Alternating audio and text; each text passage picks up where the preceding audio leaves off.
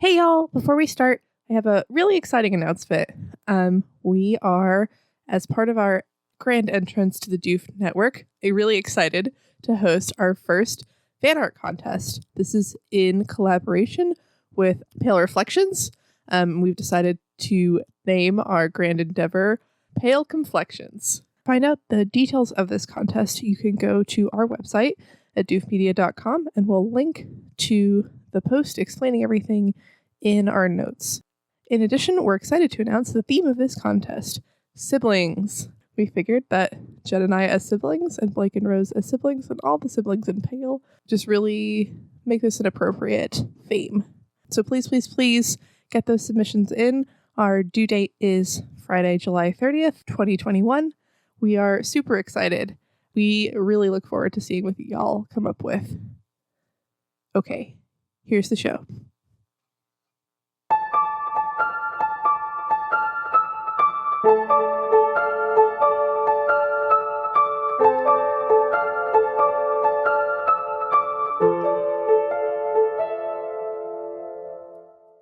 Hey everybody, welcome to Pale in Comparison, a proud member of the Doof Network.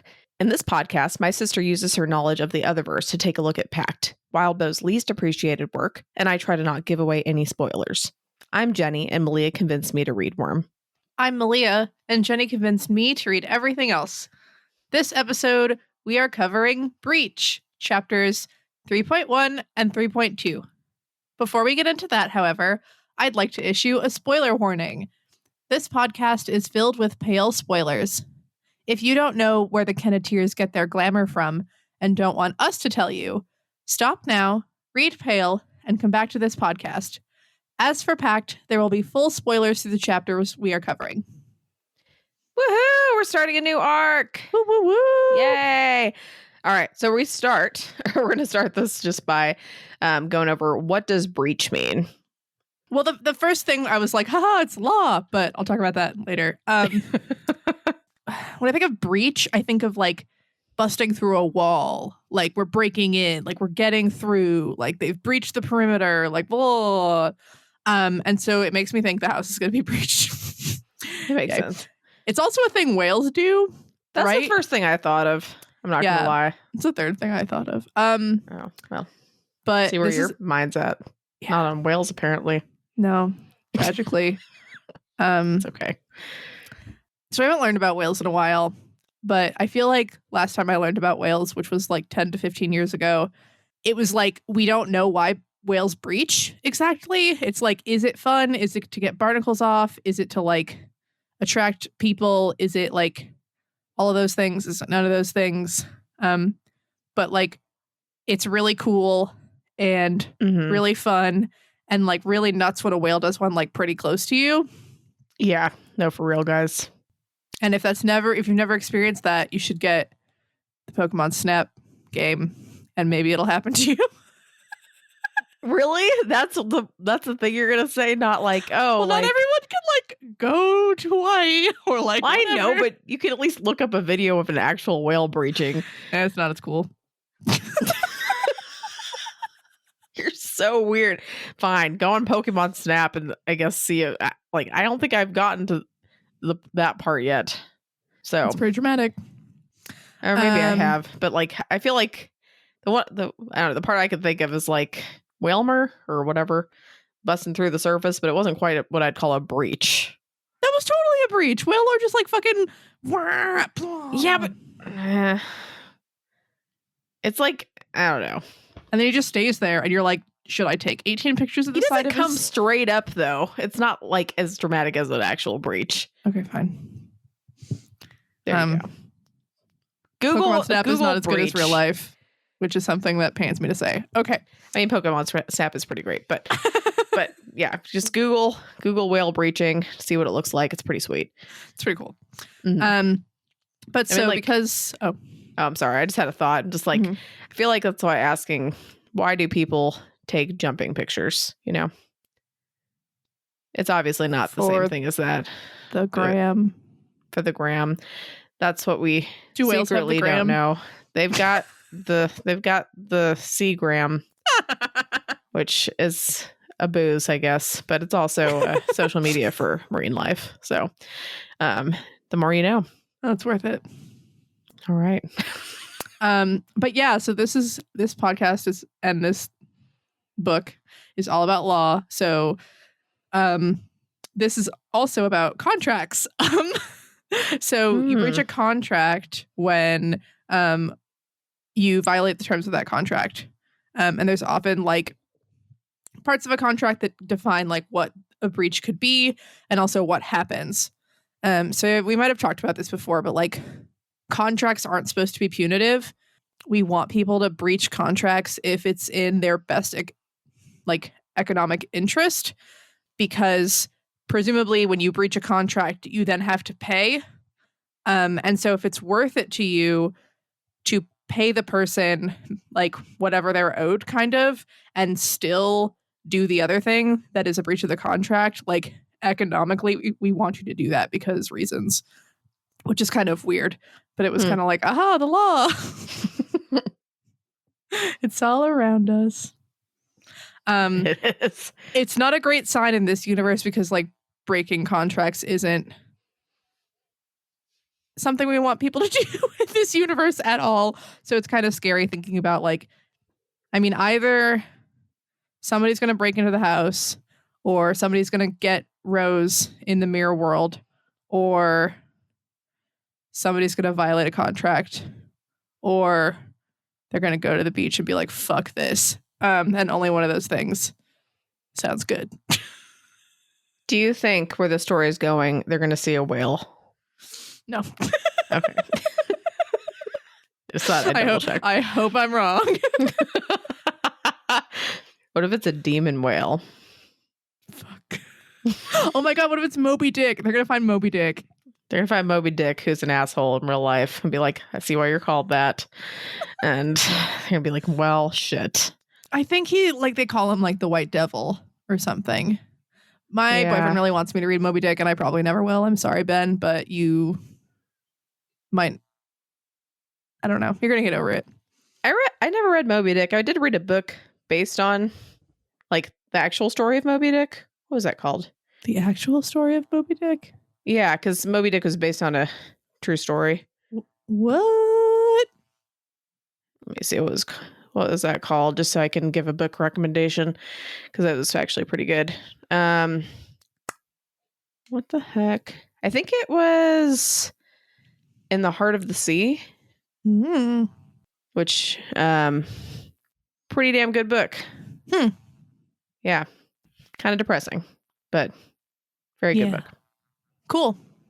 All right, we're gonna move on to our actual chapter. Woo! So, quick chapter summary. Basically, Blake catches another ghost.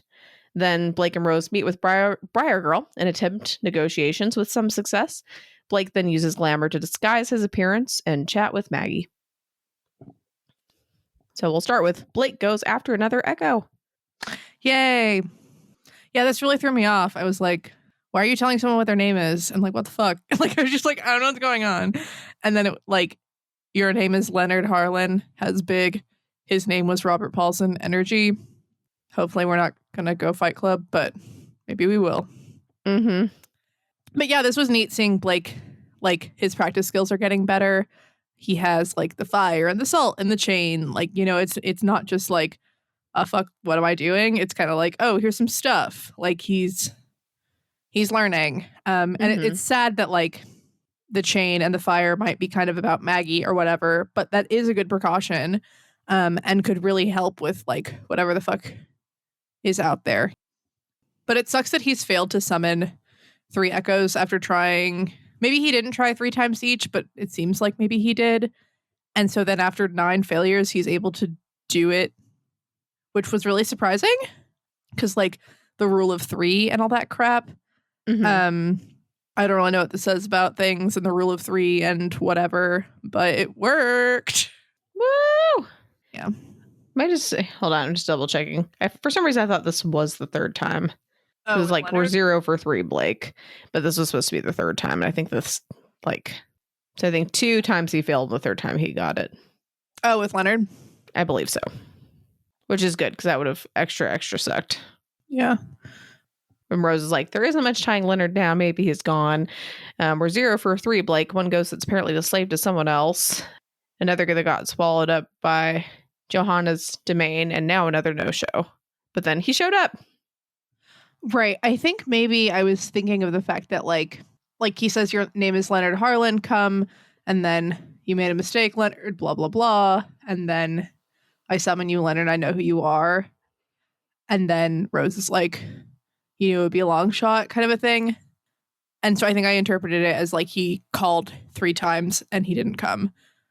And this was the third ghost he had tried. But maybe I see. The second one wasn't a real call and it's fine.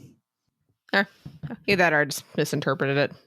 But yeah. No, you're right. I think that this definitely is the third, like Leonard's the third ghost he's trying. Mm-hmm. And that makes me feel a little better. Yeah. I suppose. Yay. Yeah. Okay. I feel like Blake's descent into, I don't even know what, has been faster than I anticipated. He's not eating. He's not really sleeping. He's in super bad shape. He also keeps like lying on accident because he literally is like, I'll eat a full meal in just a few minutes. And then later he's like, oh, I'm going to do this and then eat a meal. And like, you don't. Like, stop fucking saying I plan to, or like start saying like I plan to do this or I want to do this or like, yeah, like he's real bad. A meal today. I mean, even that maybe he shouldn't say at this point because like he's losing it. Yeah, especially a full meal. Like if he in just a few minutes, like yeah, like you have a full meal like ready right there. Like you're carrying around a bunch of like I don't know the Hot Pockets in your bag or. Even to be a full meal, that's a lot of Hot Pockets. And I mean, I don't want Rose to like make their relationship worse or whatever. And if she's like, will you, Blake? Will you eat a full meal? Like, that's not going to help anything. But also someone should maybe point out like, hey, Blake, like, I wish she remembered that so that when they go inside, she could say, hey, remember you said this thing? Like, fucking go do it. Yeah. Go do it, you mofo. It's really interesting watching Blake use glamour this way. Mm-hmm. Like mashing it up in a thing with like, does he use iron to mash it up? In like a mortar and pestle thing? He uses... It says a mortar and pestle. Oh, yeah. Okay. Oh, it's because it's he puts it in a small iron pot and then mushes it up with like melted snow. That just seems... And some herbs. Weird. I mean, it's just really like, I guess he doesn't know what to do. And it's really interesting seeing him like try to teach himself and try to be like, okay, like let's make a potion thing. Like this is how you do magic. And it like works. But I wonder if the iron like fucked with it somehow. And yeah, like the snow and all this stuff. Cause like winter, but then he didn't use silver. I don't know. It was real interesting watching him like make this fucking paste with glamour. It's just like, what are you doing? It's nice that Briar Girl later is just like, don't do that. Like, and it's nice that he has something, even though his whole like, I'm going to tie this around my hand so it's super fucking uncomfortable and like cuts into my skin. And I was just like, what the fuck? Like, wear a necklace. Like, what are you doing? Like, I mean, is it like he doesn't want to forget he has it, or he doesn't want to like misplace it, or he doesn't want someone to like take it off of him or whatever? And like, sure, but like, what the fuck? Yeah. This is not healthy. I don't know. Yeah. I mean, you could argue that pretty much nothing in this story for Blake has been healthy so far. Yeah, Rose is okay. Yeah, but I mean, do you think that her, you know, if none of this had happened, he was still in his apartment, you know, like, I feel like that would probably be healthier for him overall, yeah. Sure, Rose as the mechanism that got him into this mess sucks, but it's better that he has Rose in this situation than not have Rose in this situation. Oh, for sure. Although, I guess presumably that second one's not really possible, so that's a bummer. Oh, this is sad. I'm sad. Don't be sad, because we're going to talk about Leonard's story. Oh, no. It's so sad. It's so sad. Yeah, it's fucking depressing. And this one sucks. Like, I mean, June was like her last moments in life or whatever, and that's also sad. But this one is like, because sometimes it's like, oh, you know, we see echoes in Pale often that like the humans that those echoes came from change and, you know, their lives get better and they move on. Like Edith, whose first spirit's name I can't remember right now, and different things like that. But this one, it's like, oh, like Leonard's baby died and he blamed himself because he was trying really hard, but chemicals are scary and dangerous and his baby died. And he blamed himself for the rest of his fucking life. He never fucking spoke again. Like, I just like, That's so tragic. It's so horrible. And Blake's, well, first Blake calls him a murderer and then is like, I can't call you a murderer because it's not true. And then like, Blake, why did you fucking do it? But I guess you need this thing, but also stop lying. Anyway. I mean, he said murderer, right? Or he said murderer. And then he was like, I can't, like, I know you want me to call you all these bad things, but I can't because, like, so instead I'll just say the truth. And I like that he, like, Blake is like, you are not these bad things, you know? Because, and like, but he also has to, like, validate the echo's bad thoughts about itself because otherwise it'll disappear. It's so sad. But I hope Leonard and June can be friends. I know. But like sad, awful friends. I don't know. This all sucks. Maybe if since they're bound, they can like be happier and not disappear. Well, maybe, but Leonard's echo can't really be happier or he's gonna disappear anyway, right? So yeah. Well, same with June. Yeah. Also, it sucks that we end at the end of 3.2 because Rose is obviously something is happening and she seems to know what's happening and she's just like, oh, Blake, what if the tables are turned and blah, and like what if and she just like doesn't explain it, and then at the end of the chapter it's like bam, maybe I'll explain it anyway. Now I just have to sit here and be like, it's frustrating because I feel like I should maybe be able to figure it out, and Wildbow's gonna be like, here's this thing that makes complete and total sense based on the world that I've developed and like logic and like tropes in the universe. And I'm going to be like, fuck. Yeah, because with everything that he writes, it's always really obvious and easy to figure out, right? No, it's not. But when you hear it, it's like, oh, that makes so much sense and is so good. Mm-hmm. Yeah. And so I feel like my super knowledge of Pale should help me figure out why and if and how Rose is like leeching Blake. And I mean, I think it's just like, that's her job. That Grandma was like, heh heh heh. But this also somewhat maybe depends on Blake, like, using his blood to do magic. I don't know. This is really random. If I have, that reminded me of something. You can either cut this or potentially move this to the end of the episode. Because it does not apply to anything we're saying.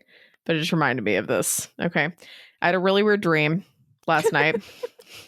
Specifically, I don't even remember, but I was taking a law class because of reasons. Wildbow is in my class. I don't know what he looks like, obviously. And he actually like changed like twice. Like the first time he was like some like New Zealander, like like Maori guy. And then he changed into like this like random white dude. And he was being really nice because I was like stressed because I was like, I haven't studied at all. And like the test is in like a half an hour. And I was trying to find my law textbook and I couldn't find the fucking law textbook because like, I think I was like, I don't know, for some reason I was at home and Mom like was going through my junk and she like was like, oh, you didn't need that, did you? I think I threw that away. And he was trying to help me like study stuff. And he was like, he was like, okay, well, can you tell me the definition of this? And it was like one that was supposed to be really easy, obviously. And I was like, oh crap, I don't know what it is. And he's like, it's okay.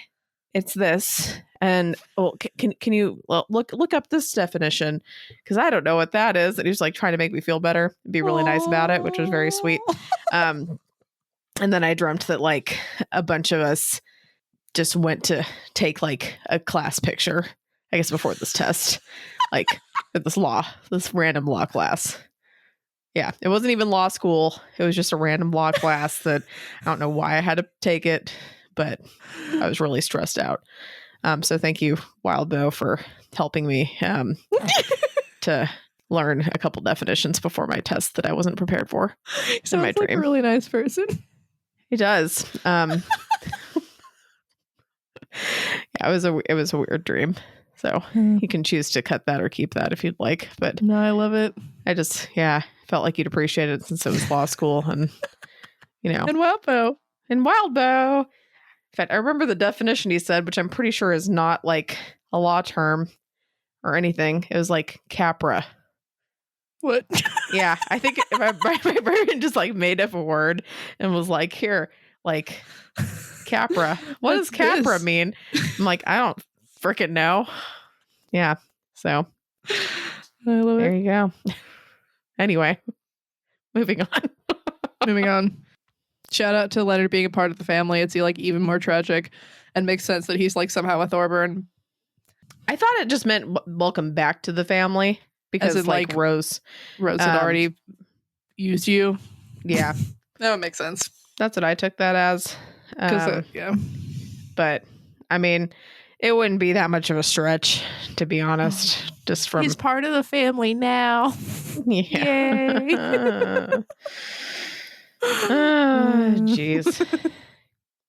Yeah, that's how I took that at least. But all right. Well, next, Blake and Rose talk about Blake's tattoos and how it's starting to look a little different.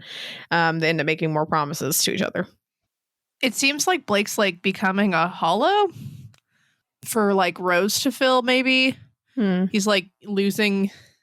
I mean, based on what they seem to be guessing, he's like draining capital S self, partially because of using blood, partially because he's not eating or sleeping. You know, he's in a strange place. He's surrounded by things he hates. And so he's like not exactly fading. He's like bleaching. Mm-hmm. And there's a lot of like stuff that is scary and like it's like, oh, the glamour is working too well, and like, oh, like maybe you're being possessed by something / maybe I'm possessing you. I mean, it reminds me of like Edith and Matthew, I guess, where like Edith is like, I would fill him up, like his spaces and his holes, like I would possess him, and maybe Rose is doing like, or could potentially do a similar thing. Mm-hmm. And this interaction was really interesting because it was just like, okay, Blake starts out so drained and low, and then at the end he's like, oh, Rose has less energy now and I'm more invigorated. Like there's definitely a connection between them. It seems like Blake asserting himself and maybe like making oaths gets him more power, and like imbalances their balance. Something about maybe like his karma gets stronger, but then when he like lies and his karma gets weaker, Rose gets stronger. I don't know. Yeah, I feel like this is not what you mean, but it just kind of made me laugh a little bit because I'm like, yeah, the more oaths he makes, like the more like just reckless decisions and like things he makes. I mean, it makes sense. Like honestly, kinda. Mm-hmm. I mean, like Blake's capital S self seems to like love the reckless decision, and I mean it's really risky and really challenging, and like not a good idea necessarily because like not eating is a reckless decision, but that's hurting his self, right? And like a lot of this shit isn't guaranteed going to help. But we saw at the beginning of the story that Blake acts and Rose like ponders or like questions. It was interesting where like you could see how Blake used to be maybe when you look at Rose, because Blake is like later when she's like, what the fuck are we doing? Like, why are we going? Like, why are you doing this? And he's like, well, you want to like play it safe and do all this stuff and think things through logically, right? And she's like, yeah. And he's like, well, me too. Like, fuck you. Like, it's like Blake learned to be this way in the like when he was homeless and everything, and when he had to like fight and protect himself and do all these things, and like these are the things that have like saved him. And again, like this doesn't feel sustainable, but on the other hand, like this does seem to be somewhat rejuvenating himself or his self. in the same way that like Verona playing around with random practice shit seems to like be rejuvenating to her. Like Blake doing this, I don't know. God, it sucks. Yeah. Oh, and then I wrote a funny thing, sort of. It's hilarious. I wrote, I'm not sure that the brighter tattoos are because his skin is paling in comparison. Lol. Call back to the title. It wasn't intentional, but then I couldn't think of another way to describe it. I was like, okay. It's great. I don't know. It seems like there's like he's fading, but then why aren't his tattoos fading? Like his tattoos are part of him. It seems like they should also fade. I also don't understand why he kept the tattoos when he like disguised himself. I mean, I guess he wore like a jacket or some shit, but it's kind of like that seems like a fucking huge giveaway. At least I thought he did. I feel like this is kind of jumping ahead, but remember how like Briar Girl was kind of talking to him and saying that like you need like a tell of some kind. Yeah, that I feel confused me. Do you want to wait till we get to that section, then we can talk about that, or like? Sure. Okay. I just like that to me was. I don't know if it should be, but it felt like completely new information. Like Glamour, I feel like we learned a lot of things that I haven't really known about Glamour, but on the flip side, like Blake hasn't learned a bunch of shit that he really needs to learn about Glamour. But yeah, we can talk about it later. Okay. I was thinking that could be a good pale in comparison part. That's a good point. But yeah, I don't love like Blake is becoming one of my favorite like Wildbow protagonists and just like protagonists in general. I love how like kind and forgiving and like determined and persistent and like righteous he is. He's like very compassionate, but also very like principled. And I don't like this like decline. And I'm like, wow, it's only arc 3. You're gonna lose it. Because I don't love how he's like really angry and like lashing out at Rose. But then Rose also like can't just say like, yeah, Blake, you know, I'm not fucking you over. like, and I mean it's smart because like she might be and she's not sure.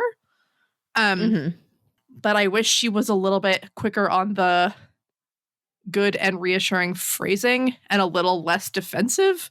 Like I think they need to like give and take a little bit. Like they're both like completely stripped down to like very vulnerable, very just like exhausted and drained. But this felt like a moment where Rose needed to like give a little bit more. And then maybe when she's like freaking out, you know, then Blake could give a little bit more. I mean, I like how Blake is like doubles down on his promise and is like, I will fucking help you, Rose. Yeah. Like he's thinking about her, but I don't like how he's just like, ah. And then him being like, oh, I'm going to die maybe. And if I die, like tell my friends. And like Rose just like really like feels from and connects with them in that moment because it's just like one of the best, you know, one of the really good things about Blake. And then it was interesting because he was like, oh, like being absorbed by Rose or whatever will be better than dying because like at the very least like Rose will remember me. And it was just like Grandma Rose. Like her whole thing with Minnie was like the idea that I would be forgotten is so horrifying. And I was just like, that's really interesting that is something you both care about. Yeah, that's true. It is a scary thought to like, because if you're forgotten, you're pretty much erased from like the world, you know? Yeah, I mean, I guess the way I look at it, like, if you believe in an afterlife, right, then like, even if people forget you in like the living world, like, you won't be forgotten, assuming that there are other like consciences that can like sense you or whatever, you know? And if there isn't an afterlife, like if you just cease to exist, like it will not matter to you, you know? Like I resonate, like legacy and different things like resonate with me. There are certain concepts that are interesting, and like the whole Hamilton, like who lives, who dies, who tells your story. I keep forgetting that you and Mom haven't seen this. I know we need to step it up. It's good. But like those are concepts that like resonate with me somewhat, but like ultimately, if you are dead and you no longer exist, like who fucking cares? Like it cannot affect you anymore, you know? And if you still exist, like unless the afterlife is like a completely isolated hellscape where no one can have any contact with anyone else, and you forget everything, people will remember you. Because, like, the other dead people will remember you. I don't know. Well, I mean, I don't know.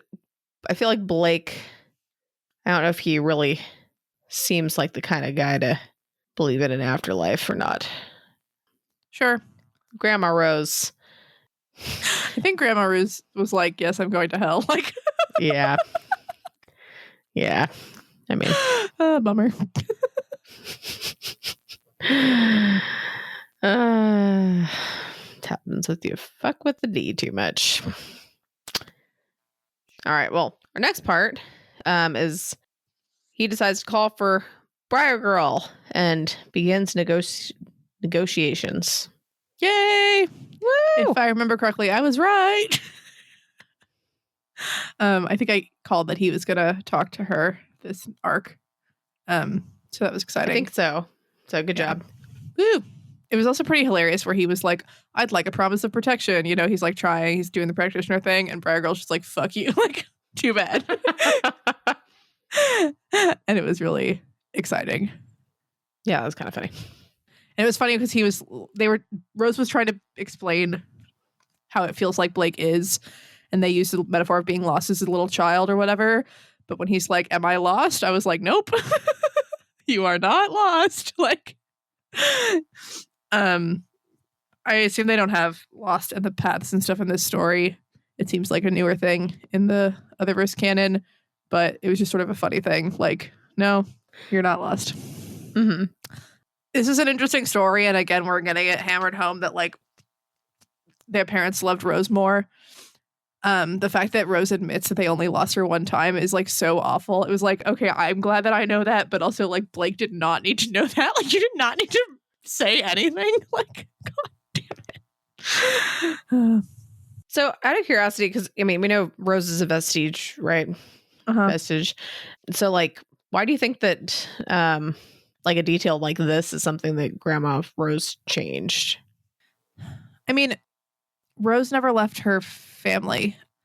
Like, she doesn't seem to be like, yeah, my parents were amazing, but she also doesn't, like, they weren't as awful to her. And I'm not sure if that is somehow important for what Grandma would want her to do. But this seems like a formative memory for Blake.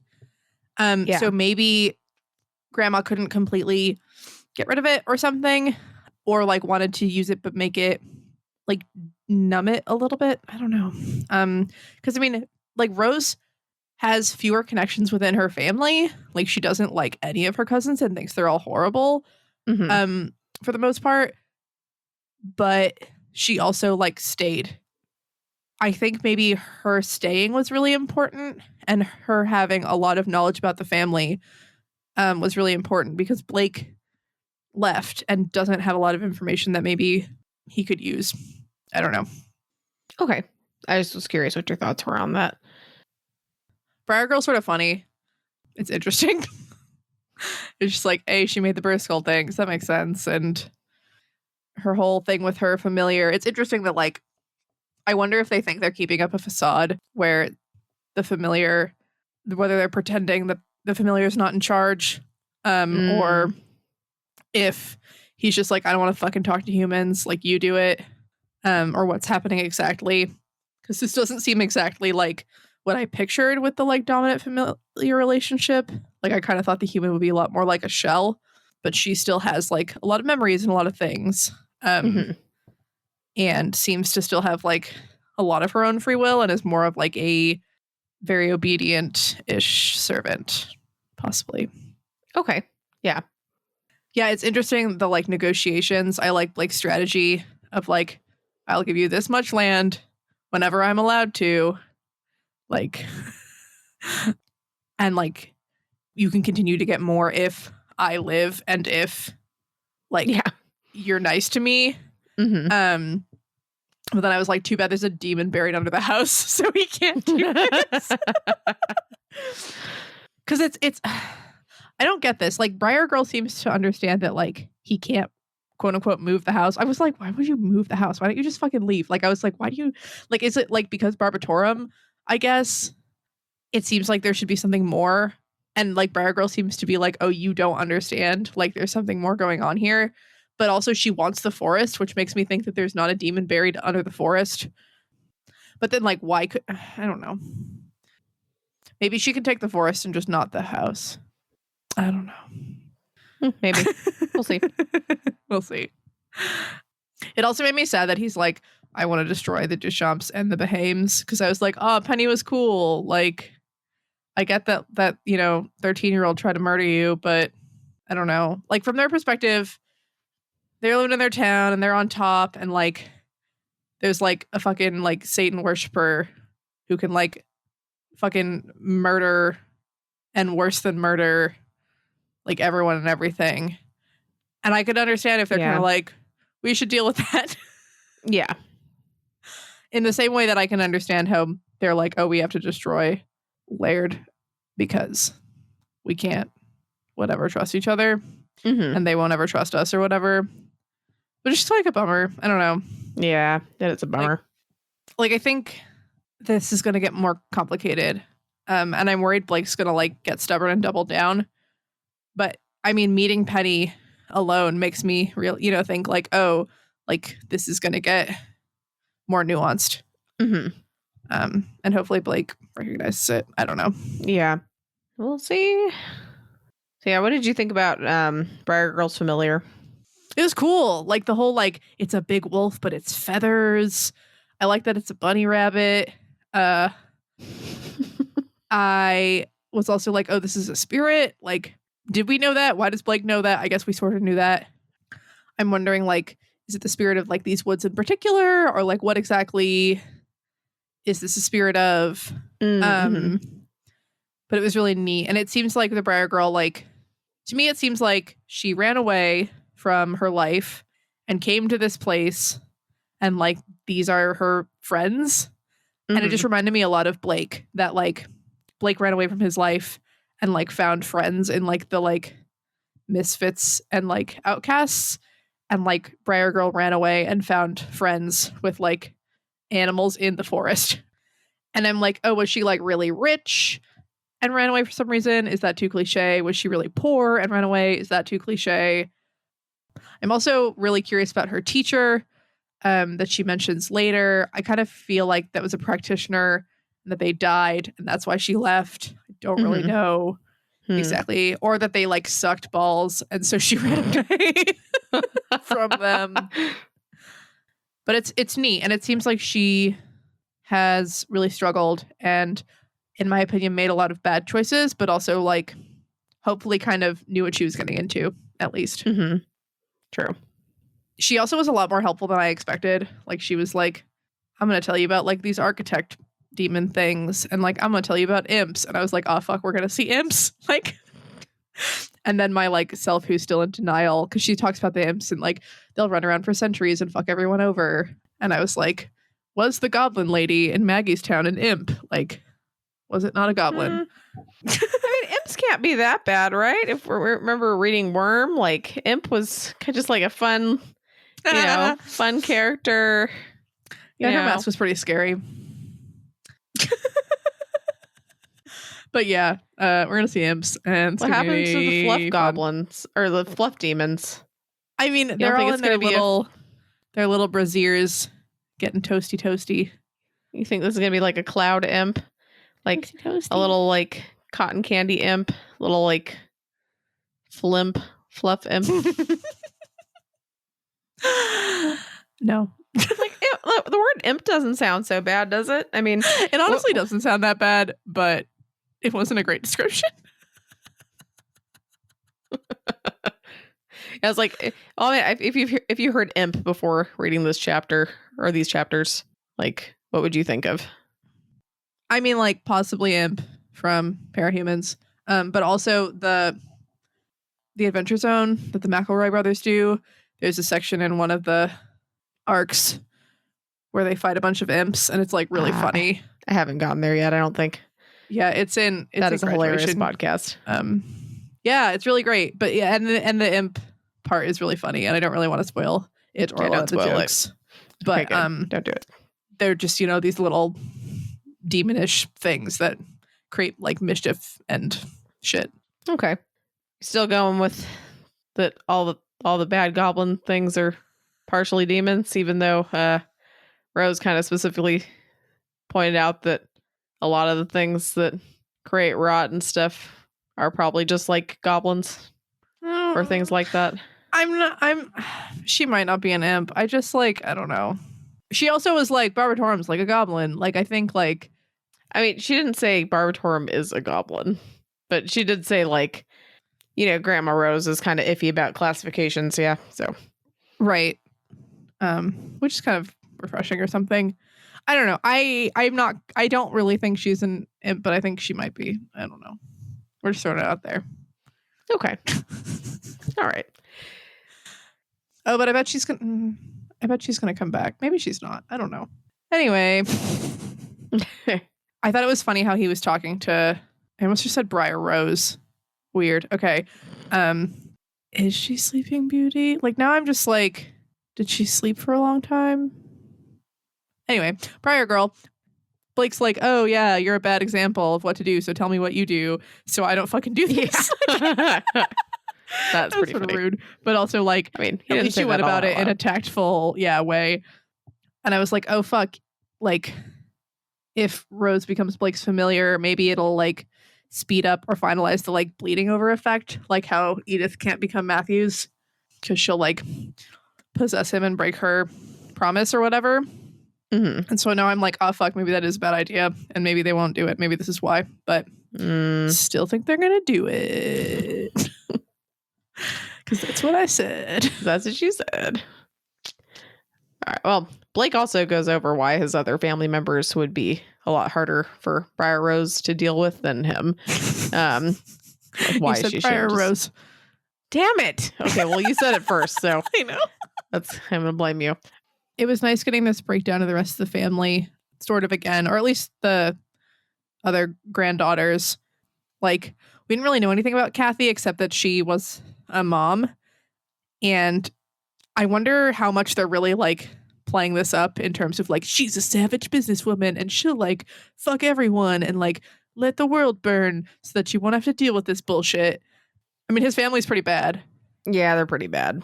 And like they were saying like things in a way that was like caveated or whatever, because like maybe Kathy wouldn't, but also like I just thought it was sort of funny. They were like, and then they define Ellie as a career criminal, and I was like, that's a lot. Like, is she? Like, what? I hope his family isn't this bad, but also like this was interesting. Like Rose was like, oh, I know more about them than Blake does, and I was like, no, but you know more about like possibly altered versions of these people? Like, is this, are you saying lies that are going to fuck Blake over? Like the idea that she would like barely need an excuse to use demons is real severe. Yeah. Roxanne was sort of funny where he was just like, I don't know. And she was like, one time she like got this bitch fired. And I was like, okay. She reminds me of like a shitty Fernanda, you know, like shitty in terms of like a worse person, but also like a worse at manipulating people. Just inferior in every way. I was also relieved when it was like, oh, and like the baby she's young and you're gonna have to wait forever. It wasn't like the baby's a piece of shit. Like I just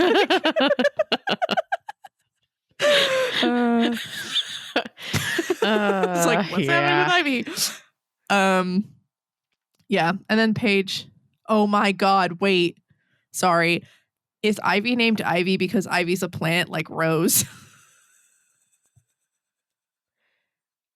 I feel like that might be stretching it a little bit. No. No. What about all the other women? And where are their plant names? Yeah, they weren't smart enough to think about it. Blake's parents had 58 years to think about it, and they were like, this, look at it. This is our one shot. Sure. That's definitely it. That's gotta be it. Cool. And then Paige. I like that Blake loves and respects Paige.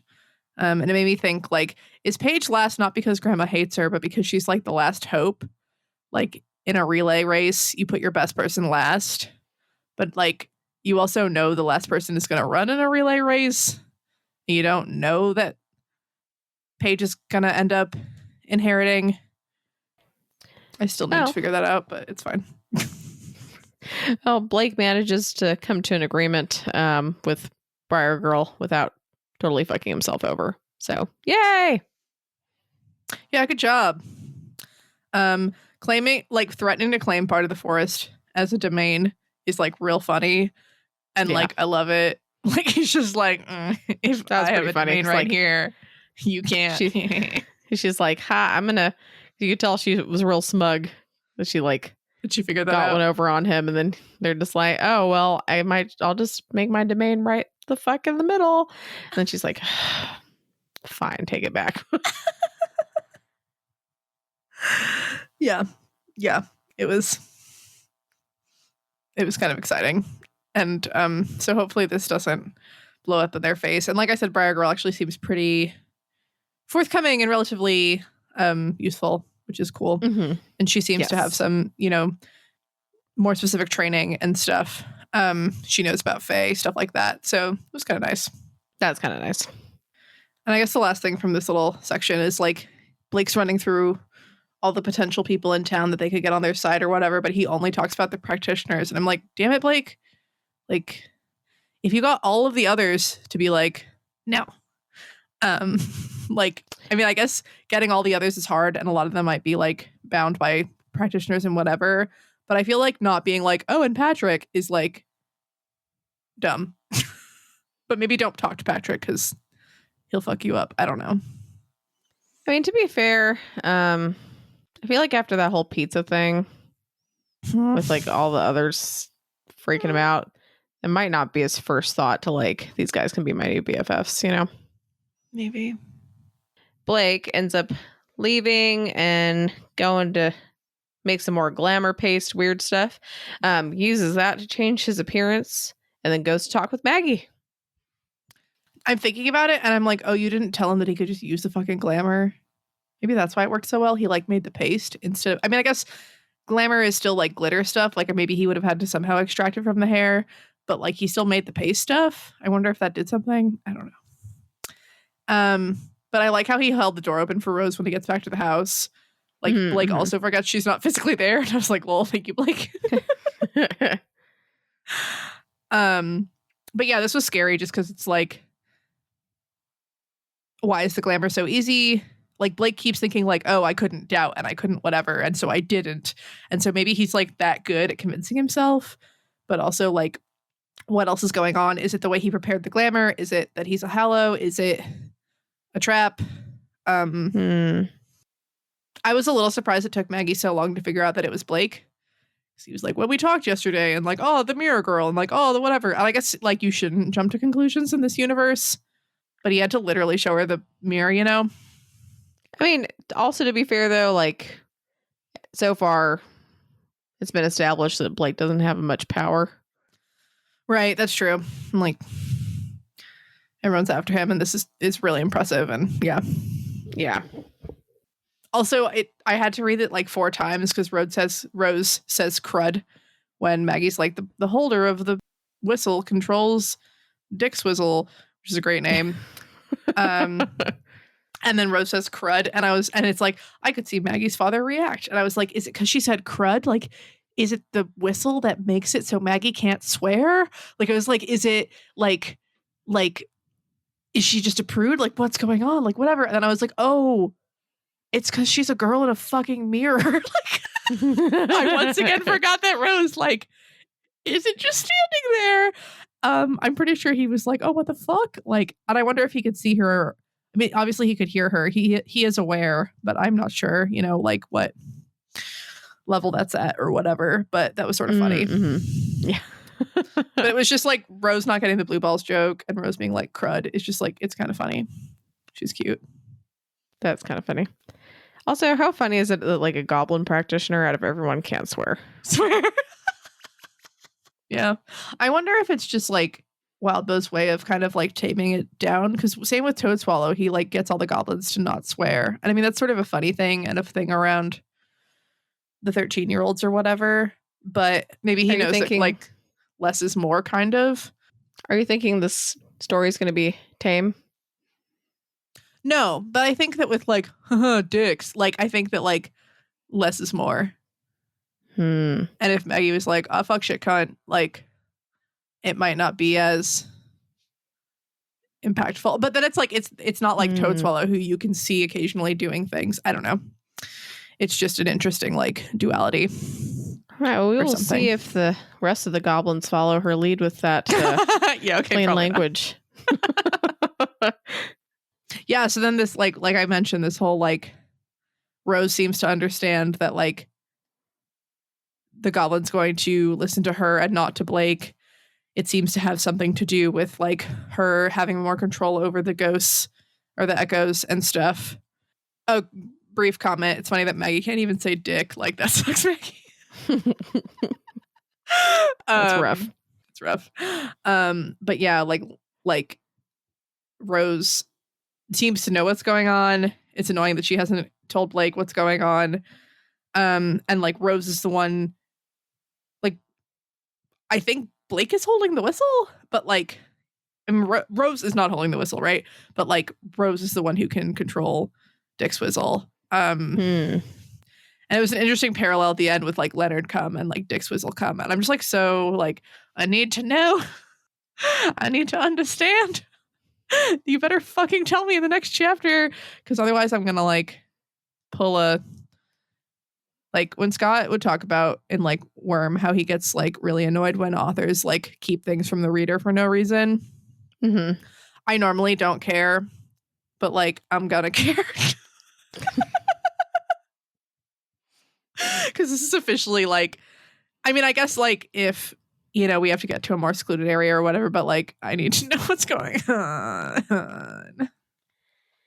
Oh, you'll see. What if this is this would be dumb. What if this is like Blake is the real vestige and Rose is the real person? Dun dun dun. Is that going to be your bold and specific prediction? Nope. That's not going to be a prediction at all. You're just like, that's too stupid. Yeah, I feel like I don't want to necessarily label anything as like too stupid because what if it happens? I don't want to be mean, but it's not a great thought. That feels very like it was a dream. Does it? I hate this. Please don't make me think that this is happening.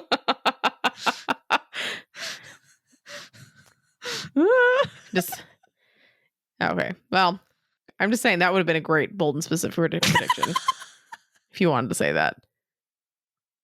Blake's in the Matrix. No, I'm okay. Wait, you just think it's too ridiculous to happen? Yes. All right. Or like too cliche. Is that cliche? The like none of this was super actually real because Rose was the real person and you were the not real person. I mean, it's sort of in like nothing that Blake is experiencing is like actually happening. Not that like Rose existed all along and then somehow Blake got swapped into that reality and no one knows that that was what happened. I feel like we're spending too long on this. Like now I'm starting to get worried. I think this is real. No, probably. No, I mean, I'm just like, I see what you're saying, but it doesn't really read cliche to me.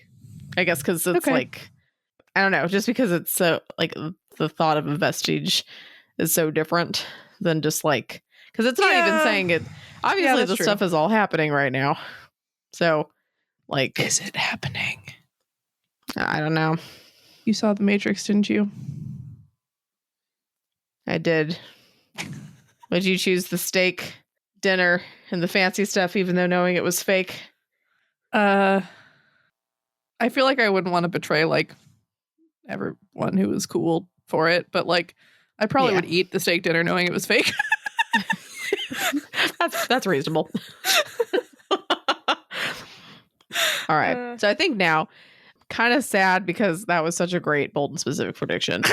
But if you insist on not making that an actual prediction, we will move on to what your actual bold and specific prediction is. Yay! So, Yay! Yeah, so I think that Laird's Revenge, which is happening today or tomorrow, very soon, will involve something getting into the house. Part of me wants to be like something getting into Rose's mirror world, but no, we're gonna go with the house. And I don't know if this is like the witch hunters, like I sort of guessed at one point. But I think that we're gonna breach something. All right. Do you think the breaching is going to be into? So you think Laird is going to be doing the breaching, or do you think Blake's? I think Laird is going to orchestrate something breaching into Hillsglade House. Okay. I don't think it'll be Laird. Unless he shows up at the end like a cop and he's like, oh, it's a crime scene. Like, great imitation. Thank you. All right. So, well, now we'll move on into our pale in comparison section. And let's talk about the glamour. So we were kind of saying like Briar Girl gave us some more information about glamour. As you're saying, like there's some stuff that Blake still needs to know that he hasn't learned, but there's some new information that we've gotten as well. Yeah, the whole like you have to leave a tell. I don't remember that from Pale.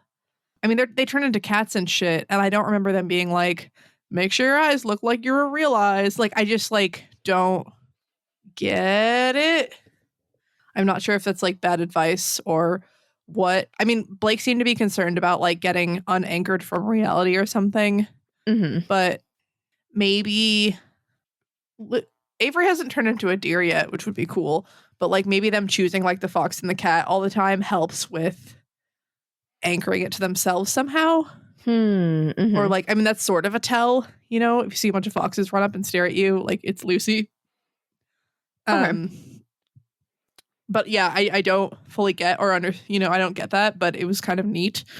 Also just he makes it into a paste. Like, I'm like, what are you doing? Like, no, you don't do that. Like, just like sprinkle and like, you know, tug and pull and shape into the thing. And like not being taught about it from a fairy is really interesting because it feels a little bit more straightforward with Briar Girl being like, I'll do this, but it also feels like a little inaccurate. And it doesn't come with like the, oh fuck, this is from a fairy, I gotta be careful.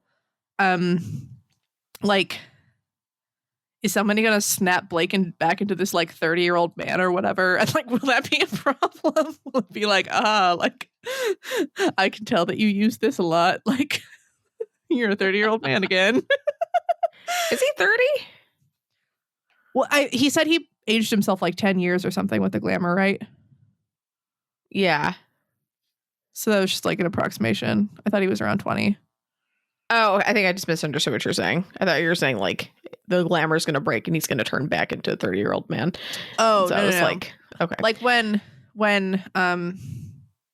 Shelley like turns Verona into a cat or whatever. Yeah. She can tell that was a thing or whatever. Like he doesn't know anything about the traps and potential downfalls. At least he understands that like that glamour could break. It seemed like his glamour was breaking incredibly easily when Maggie was said his name. I don't know if that has to do with the fact that like it also worked incredibly easily. Or if Blake is shaken that easily, or if just, names are really significant. But I mean, I guess if you look at the trio, yeah, like they acknowledge that Verona's the cat, but like they know she's using glamour and stuff like that. So it's like she's still her. But I feel like if someone else was to call her out on that, it might. I don't think we've seen anyone specifically call them out on like not being what they appear, Yeah, that's true. So I'm like, I know, maybe the tell thing also has to do with how long they're in the glamour for. Like if they're planning on being in the glamour for, and it might just be a thing where like he wasn't taught by a fae. But it's like just kind of a good rule of thumb to have a tell so that you don't get like lost. Because it's so real. Right. It seems to make a lot of sense. It was just sort of like, wait, why do I not understand what you're talking about? Like why?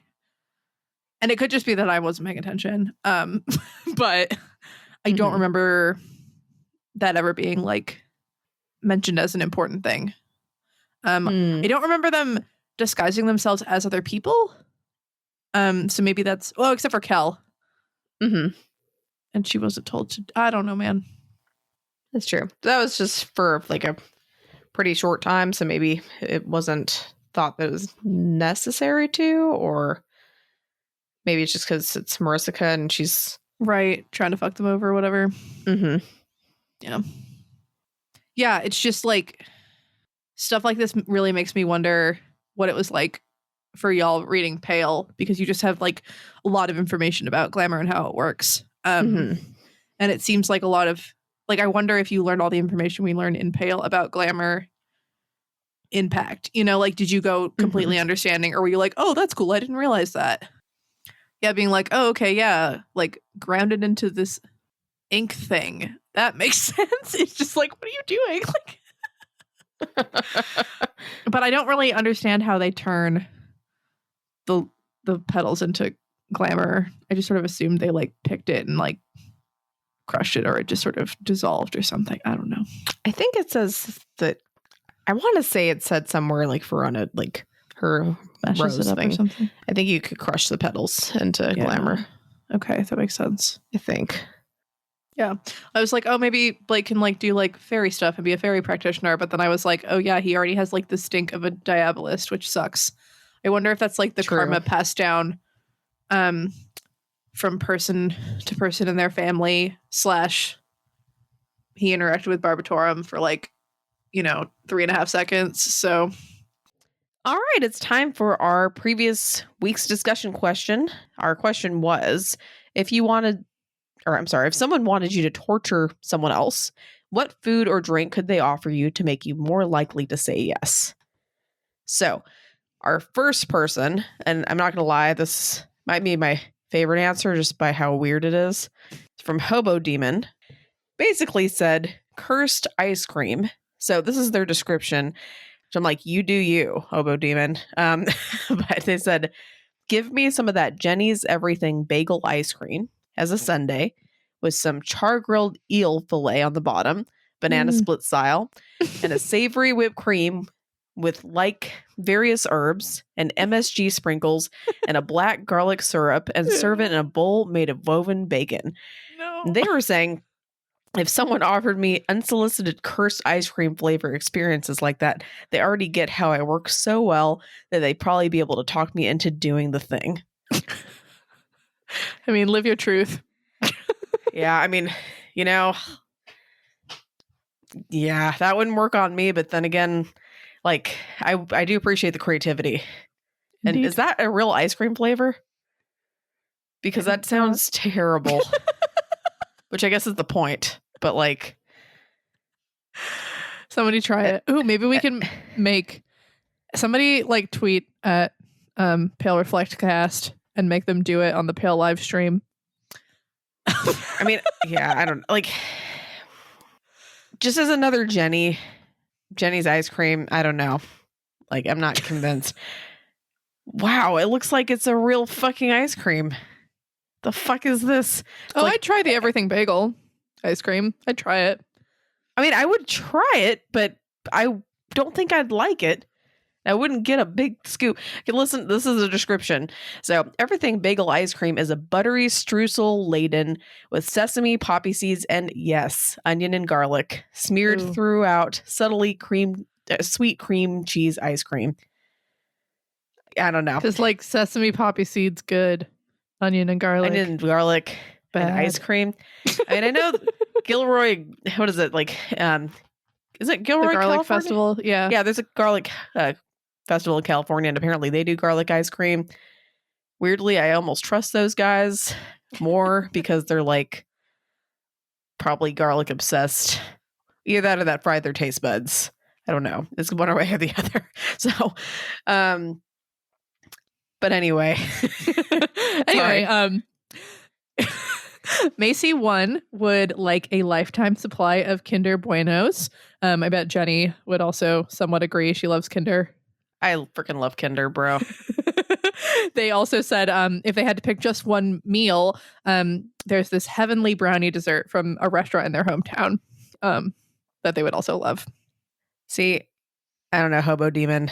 Those both sound better, but I mean, I get what you're saying, man. But anyway, Next, Jarl Zarl also said that they want ice cream, that would work for them.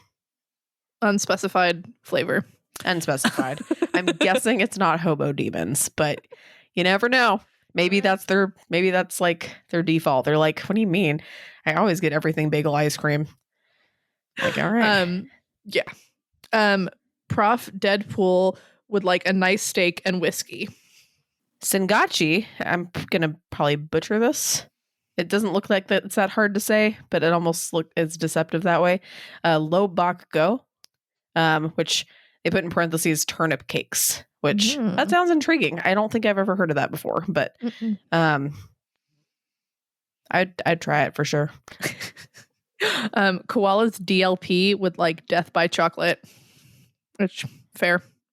Yeah, I mean, they probably wouldn't quite kill you because they still want you to like do the murder or torture or whatever. Unless they were like, it's like, here's a small taste, and then you afterwards do the death by chocolate to someone else. Be like, here, this is the kind of torture we're thinking of. Go ahead and, I mean, if you had to die, I mean, okay, I'm not gonna lie, that probably wouldn't be a good way to die, but you know, it's one of those things that's like, oh, chocolate's good, so it couldn't be that bad, right? It probably wouldn't be that good, I feel like. Anyway, I digress. Next person, Bisexual Punch Party, says that they would want to go to a steakhouse because even if you end up saying no, you get a free steak dinner. Yep. Which that's a good point. That is a good point. Captain Rhino says alcohol or something to lower inhibitions. So Captain Rhino was literally, this would probably make me more likely to say yes. Not this would appeal to my, but like, I mean, alcohol, yeah. I mean, fair enough, like, I guess that's definitely the more practical way of going about it. Next, Napalm Eagle. They did mention they were kind of disappointed that we missed the opportunity to ask, what would you do for a Klondike bar? So they decided to answer, well, they would like a Klondike bar and they would torture or kill for it. So thank you, Napalm Eagle. Maggie is best, especially in 2.x. AKA Kippos, says that they would like the beating heart of a recently dead god. Like, I feel like Captain Rhino was like, literally, this thing would make me more likely to say, yeah, I'll torture someone. And Kippos was like, if I was a practitioner, how could I maximize this? Which is very much her speed, and I very much respect. For sure. I respect that. That's a lot more thought that I would put into it. Last but not least, Wolf Tamer 9 says they would like some boba, which I'm not gonna lie, that's pretty solid. I haven't had boba in a long time. And that probably should change because it's delicious. It's great. Okay. Well, we're come to our discussion question for the week. If you had to pick one Thorburn besides Blake or Rose to deal with, as a practitioner, or I guess just in life, because it seems like everybody else hates them too, who would you choose? Yeah. So to go against 1-to-1, right? Because obviously everyone would want to hang out with Molly and Paige, but Molly and Paige might fuck you up. I feel like Ivy's cheating. Don't beat up on 2-year-olds, y'all. It's not cool. I mean, yeah, but we did say if that's what your moral code tells you ought to do, then I guess you got to live that. But it's also who would you pick? I mean, you also theoretically could say well, if Ellie's gonna be bringing in demons left and right, maybe it is more morally just to pick Ivy than to inflict demons on the world, Fair. All right. Yeah. Well, thanks for listening, everyone. If you enjoyed this episode and you'd like to help support the podcast, please subscribe, share it with your friends, and leave a rating and review. To support our podcast, please become a Patreon at patreon.com/doofmedia. If you'd like to support Wildbow as he continues to write fantastic stories, go to patreon.com/wildbow. You can follow the pod on Twitter at Pale Comparison, or send us an email at paleincomparisonpod@gmail.com. Keep an eye out for our Reddit thread in r/parahumans, where you can answer our discussion question and share your thoughts on this episode. In addition, if you'd like to see all of my predictions laid out, check out our episode description for a link to a prediction tracker. Also, if you'd just like to check and see what we're doing at Doof, feel free to go to our website at www.doofmedia.com. We've got all our information about shows and any new announcements or anything pop up there from time to time, so feel free to take a look. And our fun fact for the week, it is impossible to hum while holding your nose. And I know all of you just tried it. And it didn't work unless you are a freak of nature. Or opened your mouth. Or cheated. All All right. Have a good week, guys. Bye.